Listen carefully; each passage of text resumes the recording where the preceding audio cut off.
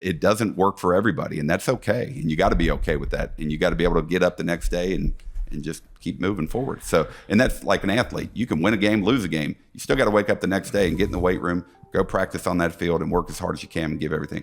That kind of bodes well with our industry.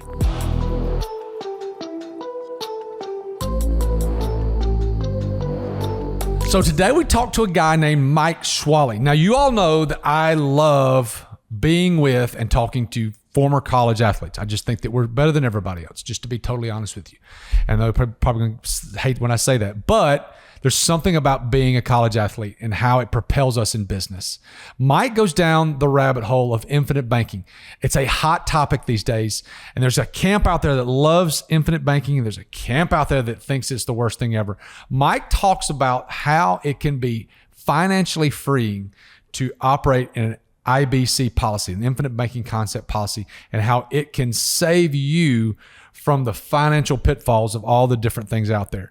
You will absolutely love this episode with Mike Schwallie. Mike, thanks so much for joining me today. I appreciate it. Man, glad to be here, buddy. So let me give you a little background with Mike. I've known Mike for a little over, probably close to 2 years now. Mike works at a place called Nowlin and Associates and works with a guy named Justin Kraft. Justin Kraft, former guest on here, and Justin and I played, didn't play together, but we played at UAB in crossing times. But Mike is a former college basketball star at Birmingham Southern and is now transitioned into life insurance / infinite banking is the main driver of what you do. Mm-hmm. So let's do this. Before we start, who are you and where are you from? Sure. From Cincinnati, Ohio originally. I did not know that. Yep. Ohio born, Midwestern. Okay. Born and raised up there. Whole family primarily is still in that area, mostly. Got down here on, like you mentioned, at Birmingham Southern on a basketball scholarship, very luckily. But got a finance degree from Birmingham Southern. Okay. Thought I was going to go directly into that finance world, but had a little bit of an entrepreneurial heart right out of college, and had a great partner friend that we went into business together right out of school, pretty much. What did you do? Had a sales career for about a year and a half, but then he went to work just by circumstance to lose some weight, actually, with a moving company here in town. And that's a great way to lose weight, by the way. Yeah. And so he did that for a summer. The owner of that business said, man, you need to do this. You need to give this a try. We're a franchise. Check it out. And we went down that road, and he brought me in. So we went down that road, never got to the franchise level, and we decided just to do it on our own. We didn't want to be under control or give 7% of our revenue to somebody else. So we decided we're just going to do this thing from scratch, and we did. So funny story, we didn't pay ourselves for about 9 months. Worked at a local, we were delivery guys at night for a company here in town called Stakeout. Yeah. And we didn't pay ourselves, worked every day. Sometimes you got off at noon, sometimes you got off at 6, but whatever time we got off, the owner of Stakeout was really generous to us and said, just come on and just, start delivering. Wow. And so we'd move during the day, deliver at night. Spend a lot of time in the car. Spent a lot of time in a car. And then when there was off days, we would go what we call drive for dollars and look for sale signs or people moving. And we'd go knock on a door and tell them who we were. And we grew it from there. So went well, did great, enjoyed it. But we learned really quickly that the business cycle of the moving world was cyclical. 6 months, you make all your money. The rest of the 6 months, you hang on for dear life. Because of the winter?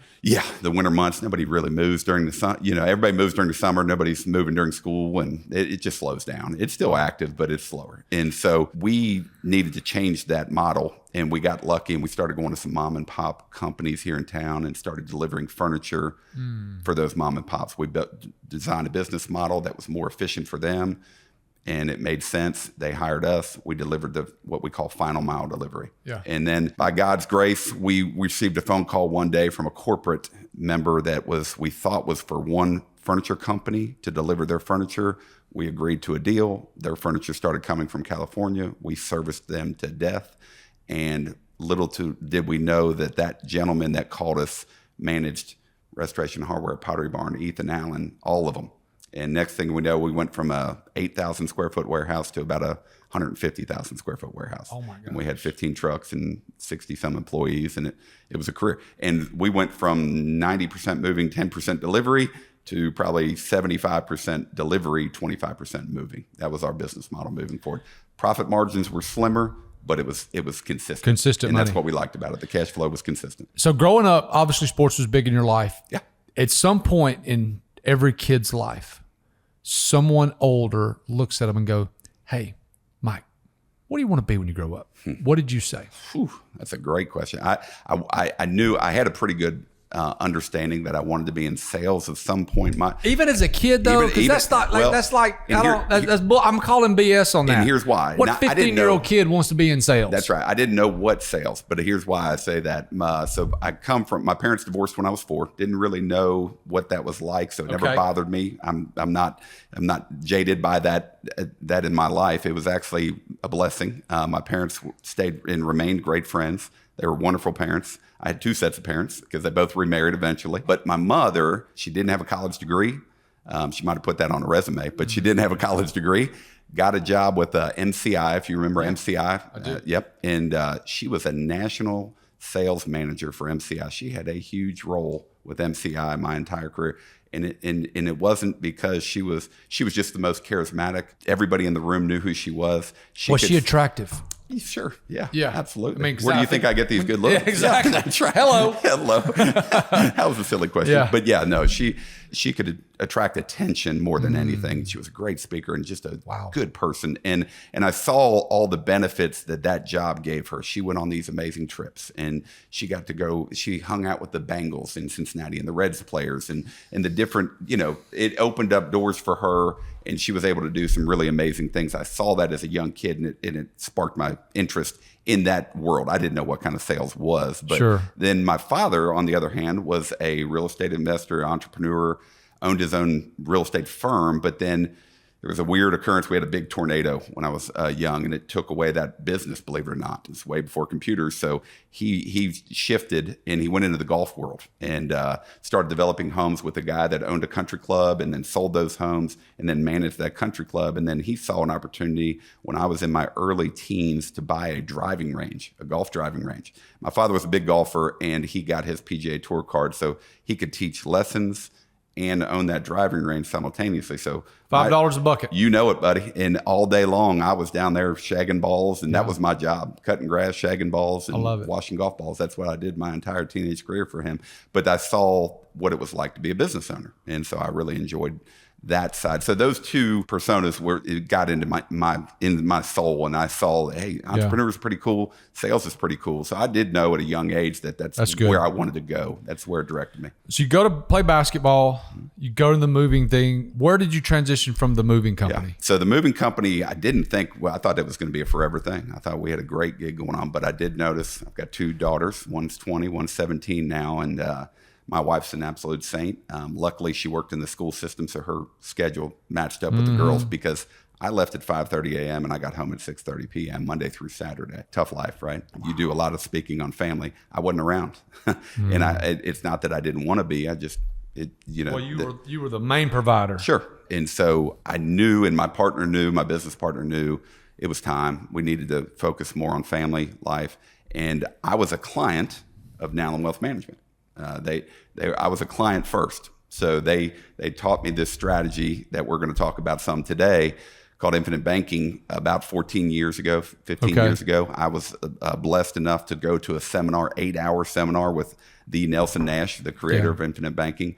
And I heard about this strategy and I dipped my toe in the water. I started using the strategy for my own personal family, our wealth creation, our savings dollars went into that. And then quickly we discovered we need to use this for our business. We need to use this for our moving company, bought our equipment, bought our inventory, the different things we needed to do with money. That's where our money resided, was inside. And it also served for the insurance portion of what we're talking about, the cross-purchase agreement. So if something happened to my partner, the insurance company would pay me and I'd pay out his wife and I would own the company outright.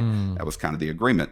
But so that's the insurance component of it. But the vehicle was just a place where we held cash for business purchases, different things. So it solved multiple needs for us. When did you decide to get out of the moving company? How old were your kids? My daughter, let's see, that was 2011. So about 8 years ago. So about 12 and 9. Yeah. Gotcha. Somewhere in that age. So Nowlin is a wealth management company. Mm-hmm. But you're not a financial planner? I'm not a securities-driven financial planner. I don't do a lot of the market analysis and all that stuff. I believe in more of I like to show clients where they're going to be in 5, 10, 15 years, not hopefully, but consistently and even guaranteed in some sense. Why did you not decide? Okay, so 2-part question. Let's answer the first part first. Why not be a financial planner and do insurance and I say sell IBC? Yeah. Why not be a financial planner and sell IBC? Why not do both? It's a great question. Personally, I enjoy being a specialist. I like this world. It's a comfortable lane I get to control, and I get to know and educate my clients on. I don't get to sell anything, to be honest. I mean, it is a sale at the end of the day, but I educate clients. I give them the roadmap. If they want to go down that road, we're going to go with them. And it's a relationship that we build. It's not transactional. A lot of folks in our industry, it's a sale. It's a transaction. Here's your policy. Here's your account. Good luck. Here's a 1-800 number if you need anything. Mm-hmm. We like to partner with our clients. We like to walk the road with them. But getting them down that road, that's what I want to specialize in, is teaching that. It's how I got here. It's what I want to share. I just want to be I read a book, The Go-Giver, early in my career. It's one of the best books. I highly recommend it, by Bob Berg. It taught me what I wanted to do, and because I almost went down that road. I almost got securities licensed, and a weird transition happened a few years back called COVID, and it refocused me. Actually, it was a blessing. Not many good things came from COVID, but that was one of them. And when I saw that, I said, "Hey, I've got to stick with what I know." I don't love that world, and I say that because it affected me, and that's where I got into the infinite banking world. I did the traditional financial planning. That's what I was taught in college. I knew what it was about, and I went that road. I had a SEP IRA. I had brokerage accounts. I had those different investment accounts. And if you remember about 2008, what happened in the market, I put all this money in for 10 years, got up to here, and it went right back to square one. And I looked and I said, well, that's all the money I put in. I've got no growth there. I just gave up 10 years of growth.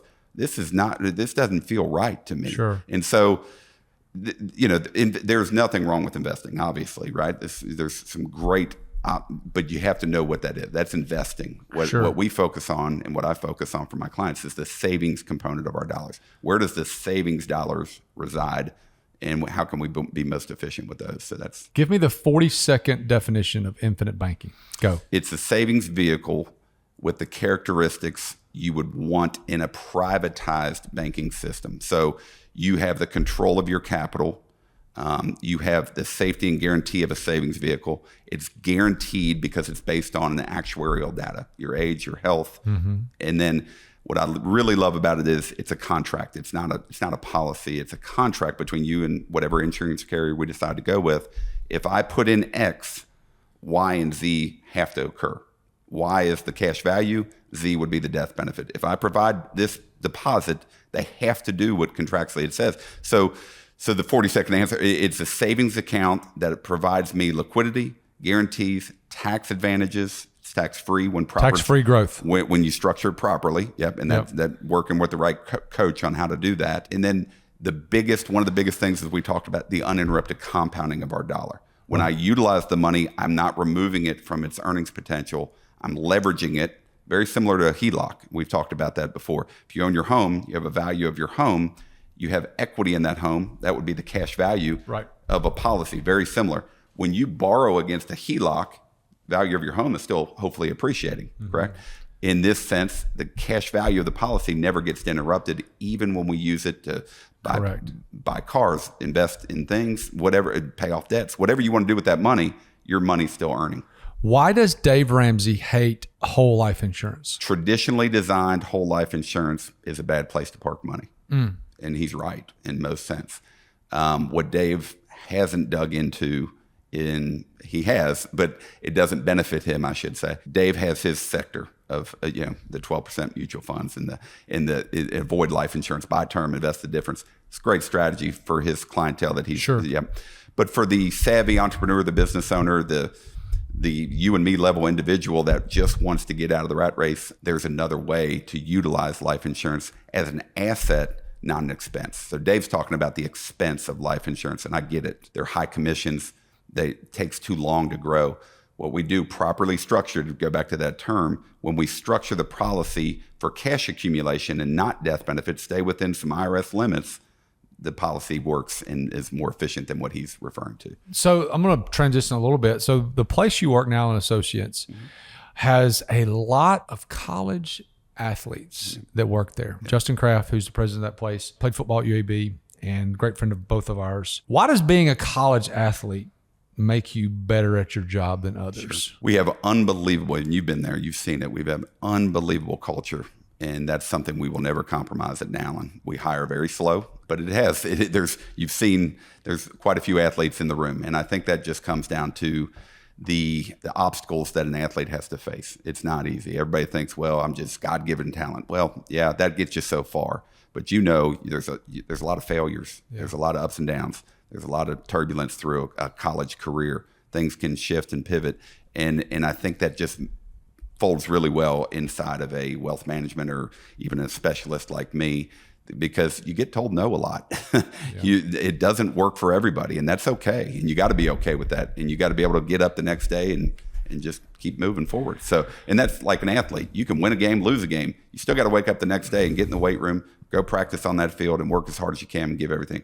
That kind of bodes well with our industry. One of the things that has faded so much in the last 10 or 15 years is a thing called delayed gratification. And all athletes at some point have to experience delayed gratification. Yep. Exercise, lifting weights, practice. Mm-hmm. The amount of delayed gratification that goes into being a athlete and being a college athlete, it's every level you go, it gets multiplied. Yeah. Yep. But having the delayed gratification and knowing that I don't have to see a result today for my labor today, it's hard. Yeah, it's really tough. Because people want to put in today and get out today, or put in today and get out tomorrow.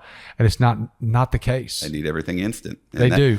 And it goes with the career that we have chosen, but it also goes with the products that we do. You know, it's not a get rich quick scheme. This is a get rich slow scheme. And it requires collaboration, not only on us to manage and help and coach, but also on the client or the owner of that policy to utilize that money, be efficient with it, know how to be an honest banker, as we call it. You know, if we're going to use savings dollars in our lives, when we use that money, there's a cost. Everything has a cost. There's no way around that. And that's one of the things Dave misses. We talk, and I don't want to pick on Dave. He's very good. But when we utilize cash, you don't see it on a statement show up every month that there's a cost for using that cash, but we have the ability to show a client, hey, there was an opportunity cost.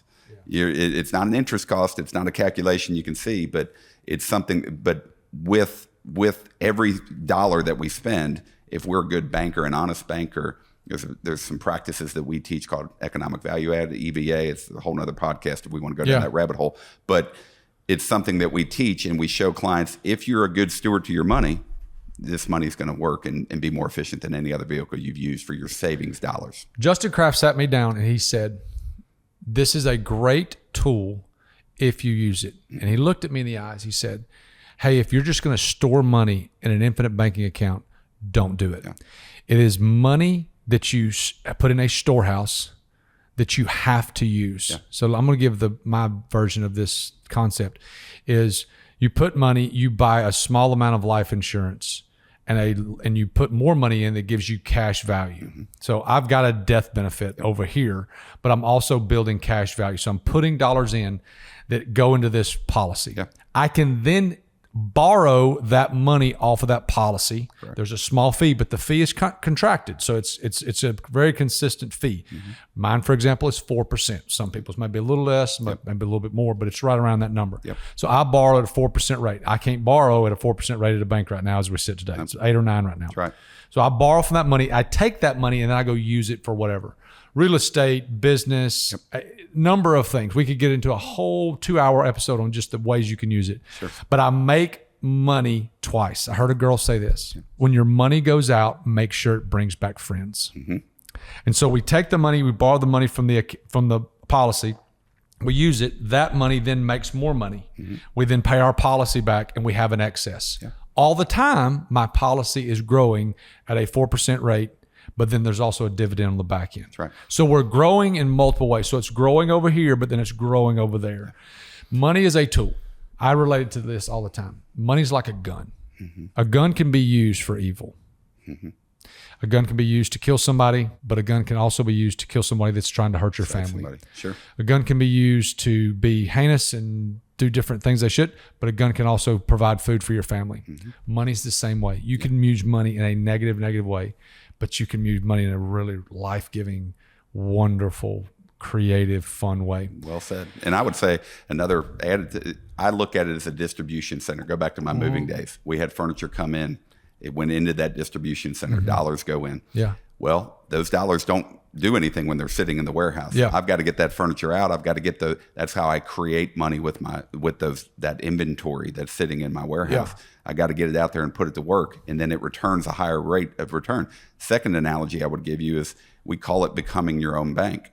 If you owned a bank, Thomas, and you charged 8% when you took money from your bank, would you go down the road and use somebody else's bank that charges 4%? Well, certainly not. You'd use your own bank because no matter the interest cost, it's mine. It's coming back to you. Yeah. Yeah. And so creating your own system, your own banking model. Banking is a great business to be in, by the way. We want to participate in that business model. Yeah. We just want to do it on the you and me level, not at the commercial level. Well, the banking business in general is a wonderful, wonderful business. Those guys get rich slow. They know what they're doing. They know what they're doing. They give money out. They generate these returns, and they're just slow drip returns back in. So we've talked about IBC, infinite banking concept. We've talked about IBC, and the whole key behind IBC is using the paid up additions in the policy, using those. So one of the questions I have is, what is the best and most creative way you've seen someone use an IBC policy? I think when you get creative, it's usually in the business sector. And so I'll give you 2 quick examples. First one was a tree company. They sold pulp, and they used all the pulp, the paper and everything. And they sold, well, a younger mid-management or higher management person was going to buy out the owner. And so he came to us. We talked about infinite banking. He said, hey, we looked at his snapshot financially, and we saw that about $10,000 a month was going out to pay off this owner. And he had about 7 to 8 more years to go on that plan before he bought out the owner. So that's dollars going out. Well, he also had a large pool of capital that he was able to reserve because now he was technically the owner and more money was coming in. So we created a system that would allow those dollars to flow through his system.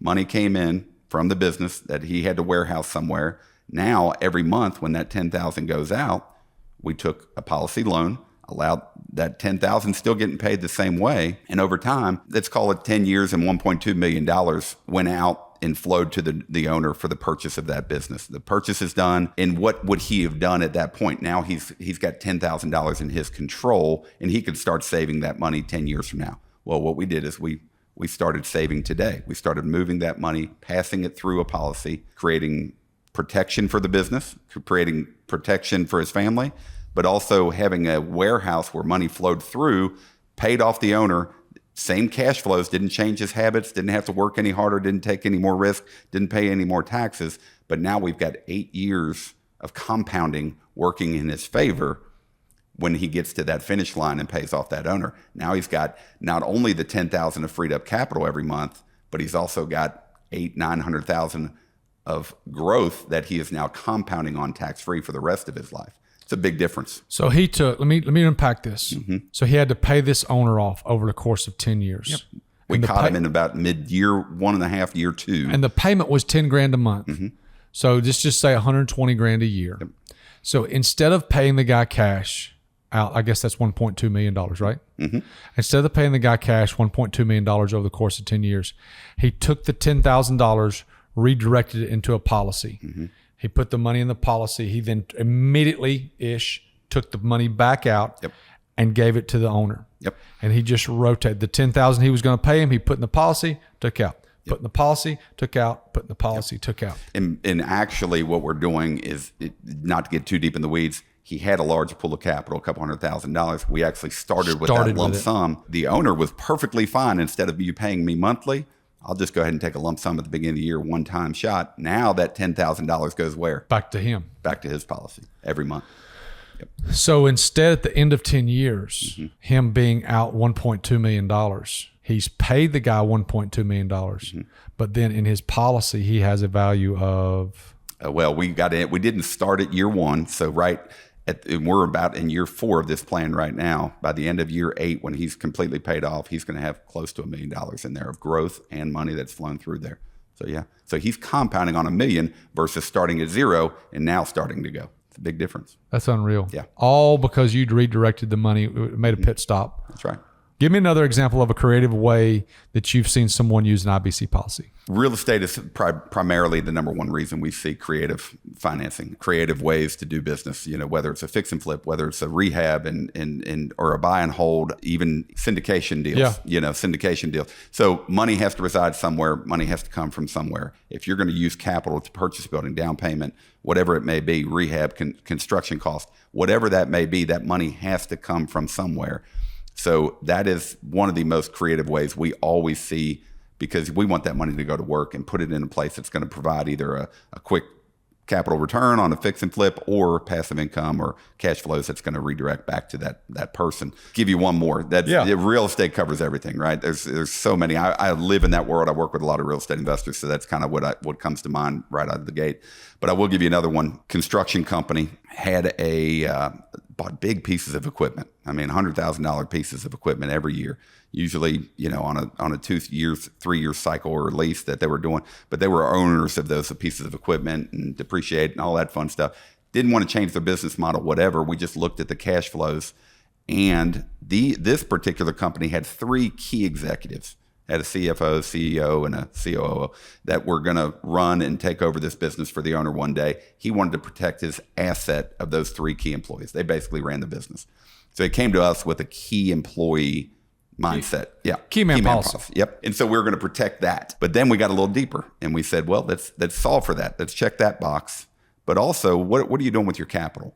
What if we constructed this policy? That was typically going to be a term policy. Most key man policies, term coverage, cheap, inexpensive, solves for the death benefit. That's all we're solving for. We talked to him and brought him down the infinite banking road and said, what if we can do the same thing death benefit wise, but we can construct a policy for cash accumulation, and you can start financing those pieces of equipment that you own, you control, and now you get the interest on those dollars versus the commercial bank that was going to lend you the money to do that. So instead of going to local bank and say, hey, I need $100,000 to go buy this earth mover. Yep. They started a policy on each of the key men. And they said, we're gonna fund these policies, and we're gonna borrow money from these policies to buy the earth mover. Correct. And then on the payments, quote payment, I'm going to pay myself back.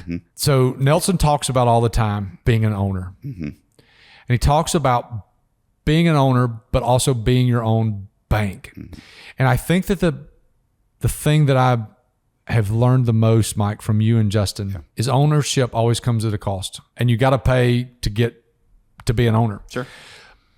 But again, we go back to delayed gratification. Me paying for an IBC policy and all these things, it has done nothing but open my eyes up to see that, you know what, by the time my kids are grown, we could probably operate without a bank. Yeah. And that's a very freeing thing. It's a comfortable thing. And I tell you an example of how and why this is great. I got a buddy that flips houses, and he comes to me and says, I need some money to flip this house. I give him $100,000. He goes, he buys the home, he flips the home. I am the mortgage on the house. So if he defaults, I own the house because it's the Bank of Thomas. You're in first position. I'm in first position. So he buys the house. I take money out of my policy. I give him the $100,000. In 6 months, he gives me, let's just call it 15% simple interest. Right. Okay. In 6 months, he gives me 15%. In 6 months, he writes me a check for $115,000. That cost me not 4%, but it cost me 2% because it was only 6 months. That's right. So I spent $2,000 using my money. He gives me $15,000. So I've netted $13,000, and all I did was loan him that for 6 months. That's right. I'm the bank. All the while, it keeps growing. Your $100,000 or plus, what's in that policy, keeps growing, continued to compound and never got interrupted. But here, I think, is the kicker. What makes it so attractive is he didn't have to go through underwriting. He didn't have to get a blood sample for the bank, and he hadn't have to go through all of his personal finances. Yep. He sends me a message and says, "This is what I need." Now, obviously, I built a relationship with him. He's built a relationship with me. Yeah, there's trust there. But there is so much value in this guy sending me a text and saying, I got a house at this property. This is how much I need. This is when I'll have it back. It's freeing. It's freeing for him, but it's also just like, great. It gives me a chance to pull my money out, and my money's going to come back and it's going to bring friends. Yeah, it doesn't. Exactly. I love that statement. Yeah. Yep. But you're exact. It's gratifying.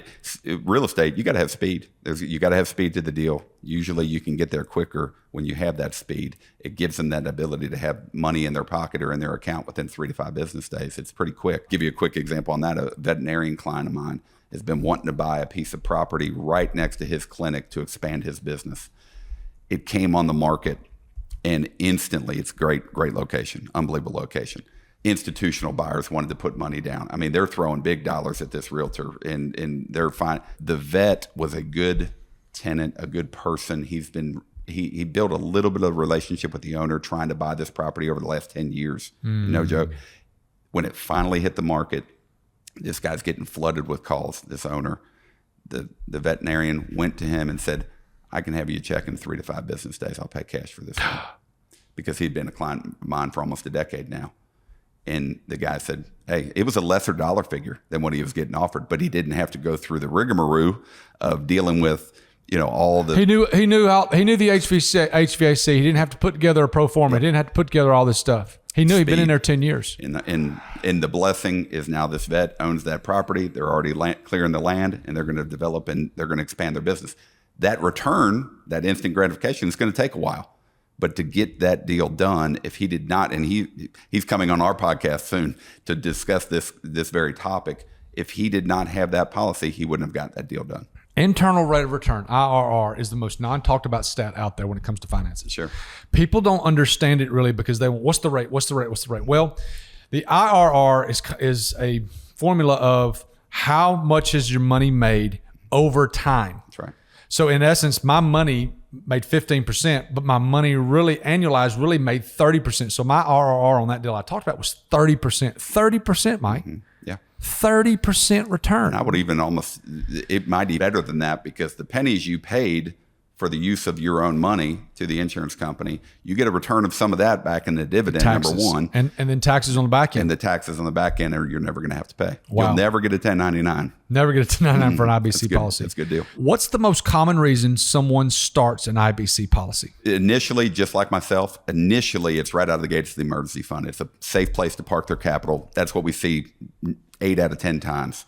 But with most cases, just like this veterinarian, that's what he started with. It becomes and it evolves, and we create new methods to use this, whether it's in business, whether it's in investing. As you know, I own 7 of these policies. I started with 1, and then I didn't have a need for more insurance in life. I had a need to park capital somewhere. So I started the 2nd policy and a 3rd, and I've got 2 on my wife and 2 on my daughters. Can't wait for that day to sit my daughters down. They know what they have somewhat, but they don't know how it functions quite yet. They're going to sit down soon, probably in the next 4 to 5 years, and learn what we've created for them. We started this almost 12 years ago for each of them. Yeah. And we, much smaller. Doesn't have to be the size policy that my wife and I started, but it starts small. You want to talk about compounding. I mean, you start on a 7-year-old and you go 60 years down the road. That's a good runway. Teaching our kids, there's 2 topics that people our age, their parents didn't talk about. Yeah. Number 1 is money. Number 2, sex.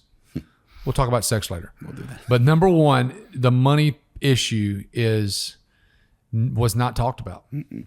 And I can't tell you how I've flipped the script on that with my kids. Yep. We talk about money all the time. I hate the term, I can't afford that. Mm-hmm. The question is, how can we afford it? Yep. Number 1. How do we get there? And then also teaching them the proper management of that. Mm-hmm. We have a method by which we teach our kids. We give 10% to Jesus off the top. He gets the first. Yep. We invest 20%. We save 20%. And then we live off 50. Fantastic. We are teaching them that now. Now, will they be able to sustain that forever? I don't know. But right now, that's what we're rolling with, and it's good. Now, we're also diversified. Okay, let me just be super clear. IBC is not like the way that runs our world. No. It's just, as Justin likes to say, it's a leg of the stool. Yeah. We still dollar cost average in the market. Good. I'm a huge believer in that, but it's very consistent. Just like we have IBC that we put dollars into every month or every year. I have investment accounts. I have retirement accounts, 401k, brokerage accounts. I have those things. Those are investing dollars. Yeah. That's different. Totally different. Savings dollars. Whereas and now with my savings dollars, that is now would you agree, Thomas, that everything you invest in has to come from excess savings? Once you build up excess savings, that dollar then can go into real estate, go into the market, go into your business, whatever it may. Without that excess savings, we can't really put that money to work somewhere else. We got to keep it safe. It's our emergency fund. It's the dollars that we can't afford to take risk with. Right. But once that bucket gets a little full, now we've got some opportunities. And when those opportunities come along, those that have the gold can take care of it. I heard a guy the other day said, hey, I want to get with you on how to do something passive. I want to get some passive income. That's what everybody wants. Everybody wants it. But here's the thing about passive income that people don't understand. They think that you flip a switch and you start making money. Yeah. You have to have excess active income in order to make passive income. Yep. You cannot take the money you were going to pay for your light bill and put it in something and generate just automatic more dollars. It doesn't work that way. You have to create excess. Once you create excess, you can then take the excess and then have your money work for you. Sure. So there's got to be a reduction in spending if you don't make a lot of money. There's got to be a reduction in spending in order to create the excess. Now, do you need a lot of money to do that? No, but you have to be disciplined and dogmatic with what you're spending. Yeah. People say, well, I don't buy a fancy car and I don't buy fancy clothes. You know what, though? My sister $8'd herself to death. Mm-hmm. She went to the gas station every morning. She got a bottle of water. She got Starbucks. She got a candy bar. She got a pack of cigarettes. She got whatever. And my mom, after about 6 months, she just looked at it and she said, you're $7 and $8 yourself to death. You don't have a nice car. You don't buy fancy clothes. You don't take extravagant trips, but she was spending between $7 and $14 a day on just stuff. That's fine if you make $400,000 a year. But if you took half of that on a daily basis and put it somewhere more strategic, think of the outcome. Think of the outcome. Effect. Yeah. So fill in the blank. And that's what we do for a lot of our clients. Back up. That's part of our process is we look at the outflows. Mm-hmm. Where's money going in our life? Is it going over here to debts? And you talked about IRR. It's a big part that we want to teach our card. But I would also say the volume of interest is what matters more than the rate of interest. Sure. If you're making 8% on 10,000 and I'm making 4% on 100,000, I'm winning, right? Yeah. Because I'm working off of bigger volume, and that's what we want to do for our clients. Where are dollars going out in their life? Expenses, debts, monthly cash flows, wherever those dollars are going. What if we could recapture 35, 40, 50% of those dollars and redirect them back to your system? Would you not, your net worth would naturally just grow. And that's what we try to show, that vehicle of infinite banking. It's a product stripped down, but it's the process is what matters. And we preach that all day long. And that's what we do. And I go back, there was one other good thing that came out of COVID, if you don't mind me steering the conversation, is we had an awakening at that point that social media had a real presence. A lot of people get their information from there. We were belly to belly, meet you in a conference room, shake your hand, get to know you, and educate one-on-one. We're using other social media tools to teach what we are teaching on a daily basis. So we finally did sit down, myself and four co-founders. We did exactly what you're doing here, and we created a podcast, a platform, a website, video series, blogs, frequently asked questions. All those things are in one place. It is giving the information away from free. It is not a click funnel. We are just educating, and we had a platform now that people can go to, learn about IBC, consume it whichever medium they want, and find the information they need. Hopefully that educates them, brings them up to speed. And then if they do want to work with us, great. We're here to provide that. What's the name of that podcast? The podcast is called Save Yourself. Okay. It's brought to you. It's Unlimited Wealth is the platform, unlimitedwealth.com that we use as the educational platform. It's not separate. It's an infinite banking division of Nowlin Wealth Management, so to speak. So Nowlin Wealth Management is a full comprehensive wealth management firm, all things wealth management. Infinite banking, primarily the educational resource, is the Unlimited Wealth and the Save Yourself podcast. So talking about educating, what's the first step in teaching your kids about IBC? Discipline, understanding that there's money has to go somewhere every month. As in your example, the 10, 20, and 10%, same type of thing. We have to start with the discipline, show them that it takes something You have to give up something to get something. And then the utilization of it. Explain to them, hey, you want to go on that vacation. Where's that money going to come from? You're going to put it on a credit card? Well, you got to pay off that credit card. There's interest involved in that. You're going to pay cash? There's a cost for that too. Sure. There's a third way. What if we could borrow from our own system, borrow against that money, pay that money back to yourself and allow your money to compound? That'll be the, I'll show That's them. Good. We have calculators that can physically show the numbers, but if they don't get the concept, the numbers don't matter. We say that all the time. If you want to see the numbers, you got to know the concept. But if you know the concept, the numbers don't matter because the concept makes sense. What if we started out by teaching our kids about banking first? I think about this because I've got policies on all 3 kids. It's a great idea. Let's teach them about how the Bryant Bank works. Like we're great friends with Jeremy Tuggle, who helps run all the branches, Bryant Banks in Birmingham. Teaching them about banking first and about how they make little percentages off of lots of dollars, things like that. And then transitioning that and say, what if we did that? Yeah. I think that's one of the methods that I'm going to start doing this with. And it's the process. It is a process. The banking function in our lives is a real thing. So I think that's a great idea. Teach them the banking model, how they, if I walked into a bank today and deposited $10,000, they're waiting for you to walk in a minute later and borrow that $10,000. They're going to provide me 0.5% interest for my deposit. By the way, that's a liability on the bank's books. Yeah. My deposit is. So they got to get it out of there. You walk in the door and you take a loan, they're going to charge you 5%. And actually with fractional reserve lending, they can loan you 10 times what I've deposited. We won't go there. Yeah. But now they're going to charge you 5% and you're an asset on their books. You're income for them. And then when your money comes in, what do they do with that? They send it out again. I mean, the Swiss banking model is turn $1 6 times. That's their model. So if we teach that to our children early on, we can't capture all of that and we can't fractionally lend, but we are in control. We have that's the biggest thing for me. And that was another reality that came in businesses shut down, incomes dried up.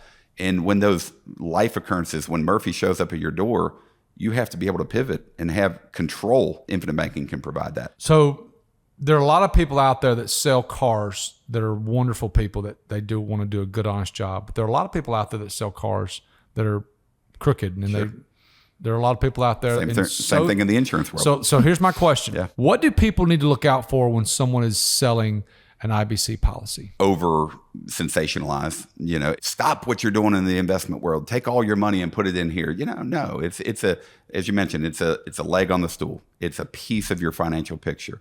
We don't want to change people's overall. It's a piece that we use to store our safe dollars. As Justin recommended to you and I recommend to my clients, not every dollar needs to go into this thing. So that's the first warning sign. If you hear somebody screaming, give me all your money and put it all in here, this is going to be the end all be all, run. It's not true. Yeah, it's not true. The second part is the product. They're just like a car salesman and just like the insurance salesman that are out there. There's different products that you can use. And there's a lot that give the insurance companies a bad name because there's only so many products. The majority of them put the risk on the insured. There's one, whole life insurance, that puts the risk on the insurance company. The risk is on them.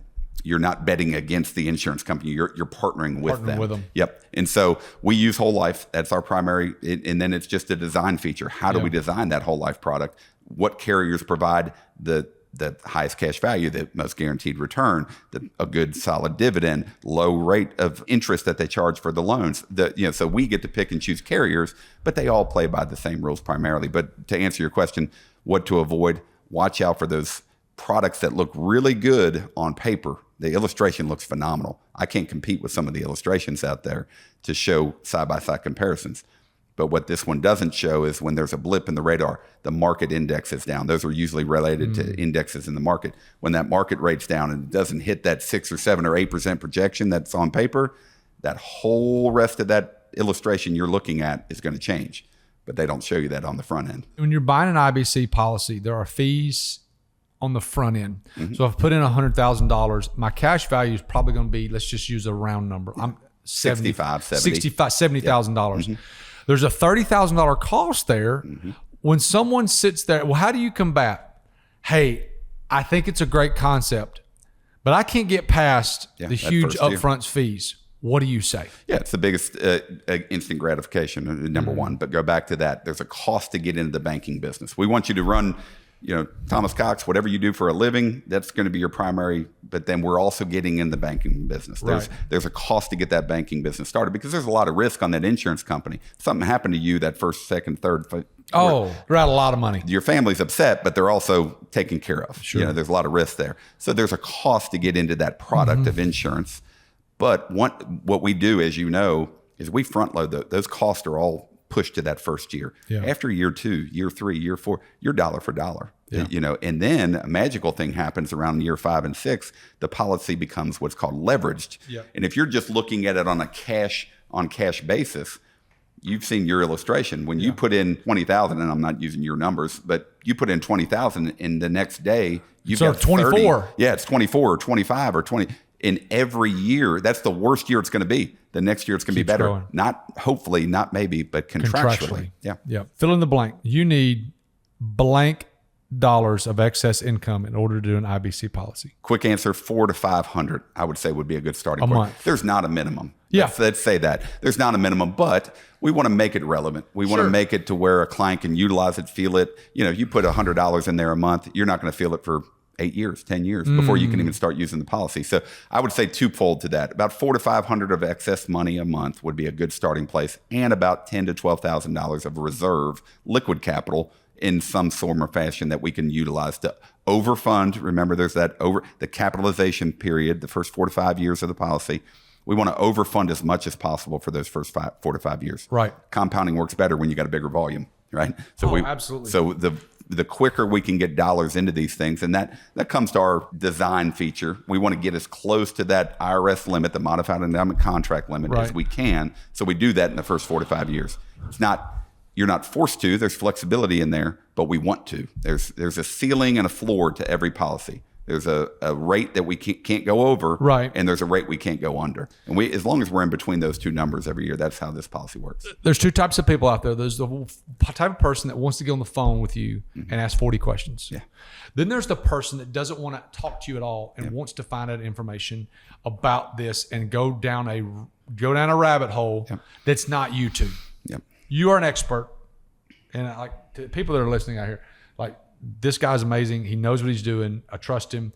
So if someone wanted to get information and go down the rabbit hole without talking to Mike, where would they go? I would start at the unlimitedwealth.com. Okay, unlimitedwealth.com. Unlimitedwealth.com. Go there. There's a quick video that we put together. It's a 5-minute video, gives kind of an overview, 30,000-foot view. Then if you want to get in the weeds, there's tons of articles and blogs that have been written for readers. For readers. Then you've got a video series that talks case-by-case examples, all the different things. The best one I've found is this podcast. I have a commute from Chelsea to Homewood every day, and that's not a quick run. I'm a podcast lover. I listen to yours. I listen to many others. If you're a podcast listener, we've put together about 5 or 6 seasons now. Save Yourself podcast, and just listen and consume. Hear it from other people. Hear it from entrepreneurs, business owners, real estate. And Thomas Cox was on that show. Yes, he was. Yep. If someone wanted to ask the questions, get on the phone. Hey, I got questions. Who do they contact? Yeah, we've got a staff. I mean, you can contact us directly. Great. We're open to anybody, but we do have a staff around us that helps because there's a lot of servicing that goes along with these policies. Oh my gosh. My practice manager, Stacy, is amazing. She's wonderful. She's amazing. And so they drive the engine. They run the business behind the scenes. They're the admin. And so there's always there's different channels on our websites and through phone calls. You can get on nowlin.com, reach out to any one of us as well, nowlinwealthmanagement.com as well. Last thing before we go, what would you tell someone that is interested in what we're talking about? They've heard IBC. They've heard the Dave Ramsey people say it's whole life insurance awful. They're hearing this thing about IBC and how it's changed people's lives. Mm-hmm. Last final thought before we go about IBC and at least giving it a shot. What would you say? We all want financial freedom. We all want passive income. We all want those things. It's the how to get there. It is what is the method in which I can, whether it's real estate, whether it's your business, whether it's the market, whatever those means are getting there, all have to be funded somehow. Mm-hmm. Educate yourself on a system. And if you don't want it, you could run the infinite banking system out of a shoebox. Sure. Take money out, put more money when you replace it. The system works with whatever vehicle you're going to use. We have found, and we've done the research to educate ourselves, that a properly structured dividend-paying whole life insurance policy is the best mechanism, is the best vehicle. So if you educate yourself on the product, the process will come. Whatever your process is to make wealth and generate wealth, we just want to use this system, this savings vehicle to help fund those deals. Compounding anything Yeah. is the eighth wonder of the world. Yep. Compounding finances, compounding fitness, compounding knowledge. Yep.